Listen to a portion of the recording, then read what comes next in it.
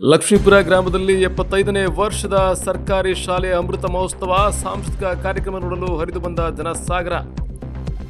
ಹೌದು, ಗ್ರಾಮಸ್ಥರ ಸಹಕಾರ ಹಾಗೂ ಶಿಕ್ಷಕರ ಪರಿಶ್ರಮದಿಂದ ವಿವಿಧ ಪ್ರಶಸ್ತಿಗಳನ್ನು ಮುಡಿಗೇರಿಸಿಕೊಂಡು ಅಸಂಖ್ಯಾತ ವಿದ್ಯಾರ್ಥಿಗಳಿಗೆ ಬದುಕನ್ನು ಕಟ್ಟಿಕೊಟ್ಟ ಸಾಲಿಗ್ರಾಮ ತಾಲೂಕಿನ ಲಕ್ಷ್ಮೀಪುರ ಗ್ರಾಮದ ಸರ್ಕಾರಿ ಹಿರಿಯ ಪ್ರಾಥಮಿಕ ಶಾಲೆ ಮಾದರಿಯಾಗಿದೆ ಎಂದು ಪ್ರಾಥಮಿಕ ಶಿಕ್ಷಕರ ಸಂಘದ ತಾಲೂಕು ಅಧ್ಯಕ್ಷರಾದ ಸ್ವಾಮಿ ಅಭಿಪ್ರಾಯ ವ್ಯಕ್ತಪಡಿಸಿದರು.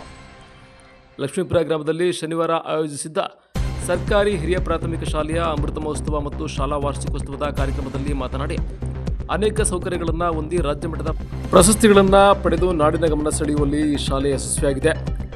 ಇತ್ತೀಚಿನ ದಿನಗಳಲ್ಲಿ ಸರ್ಕಾರಿ ಶಾಲೆಗಳಲ್ಲಿ ಪ್ರವೇಶಾತಿ ಇಳಿಮುಖವಾಗುತ್ತಿರುವುದು ಬೇಸರದ ಸಂಗತಿಯಾಗಿದೆ. ಹಾಗಾಗಿ ಪಾಲಕರು ತಮ್ಮ ಮಕ್ಕಳನ್ನು ಸರ್ಕಾರಿ ಶಾಲೆಗಳಿಗೆ ಸೇರಿಸಿ ಸರ್ಕಾರ ನೀಡುವ ಅನೇಕ ಸೌಲಭ್ಯಗಳನ್ನು ಸದುಪಯೋಗಪಡಿಸಿಕೊಂಡು ಸರ್ಕಾರಿ ಶಾಲೆಗಳನ್ನು ಉಳಿಸಿ ಬೆಳೆಸುವತ್ತ ಮುಂದಾಗಬೇಕೆಂದು ಸಲಹೆ ನೀಡಿದರು.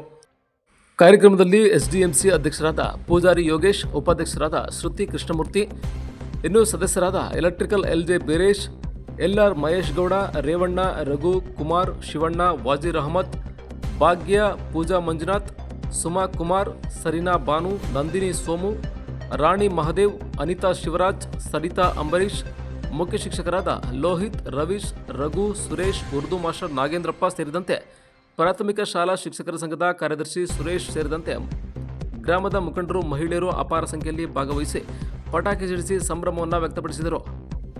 ಕಾರ್ಯಕ್ರಮದಲ್ಲಿ ವಿವಿಧ ಕ್ಷೇತ್ರದಲ್ಲಿ ಸಾಧನೆ ಮಾಡಿದ ಸಾಧಕರಿಗೆ ಸನ್ಮಾನ ಮತ್ತು ಕಾರ್ಯಕ್ರಮಕ್ಕೆ ಅತಿ ಹೆಚ್ಚು ಸಹಕಾರ ನೀಡಿರುವಂತಹ ತುಳಸಿ ಹಾಗೂ ಶೇಖರ್ ಅವರಿಗೆ ಸನ್ಮಾನ ಮಾಡಲಾಯಿತು.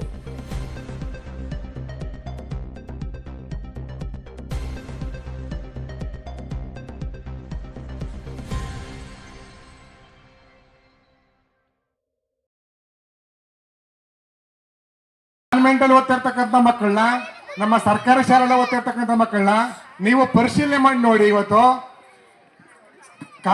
ಖಾಸಗಿ ಶಾಲೆಯಲ್ಲಿ ಓದ್ತಿರ್ತಕ್ಕಂಥ ಮಕ್ಕಳಿಗಿಂತವ ನಮ್ಮ ಶಾಲಾ ಮಕ್ಕಳು ಇವತ್ತು ಬಹಳ ಅತ್ಯಂತ ವ್ಯವಸ್ಥಿತವಾಗಿ ಓದ್ತಾ ಇದ್ದಾರೆ. ಜ್ಞಾಪಕ ಶಕ್ತಿ ಹೆಚ್ಚಾಗ್ತಾ ಇದೆ. ಇಲ್ಲಿ ನುರಿತ ಶಿಕ್ಷಕರಿದ್ದಾರೆ, ಇಲ್ಲಿ ಒಳ್ಳೊಳ್ಳೆ ಒಂದು ಇದನ್ನ ಕೊಡ್ತಾರೆ. ಹಾಗಾಗಿ ನಾನು ಕೇಳ್ಕೊಳ್ಳೋದಿಷ್ಟೇ, ಮುಂದಕ್ಕೆ ನಾನೊಬ್ಬ ಸರ್ಕಾರಿ ನೌಕರನಾಗಿ, ಸರ್ಕಾರಿ ಶಾಲಾ ಶಿಕ್ಷಕನಾಗಿ ನನ್ನ ಆದ್ಯ ಕರ್ತವ್ಯ ಏನಪ್ಪಾ ಅಂತಂದ್ರೆ, ತಾವು ದಯವಿಟ್ಟು ತಮ್ಮ ಮಕ್ಕಳನ್ನ ಸರ್ಕಾರಿ ಶಾಲೆಗೆ ಸೇರಿಸಿ ಮುಂದೆ ಸರ್ಕಾರಿ ಶಾಲೆನ ಉಳಿಸಿ ಅಂತ ಕೇಳ್ಕೊಳ್ತೀನಿ.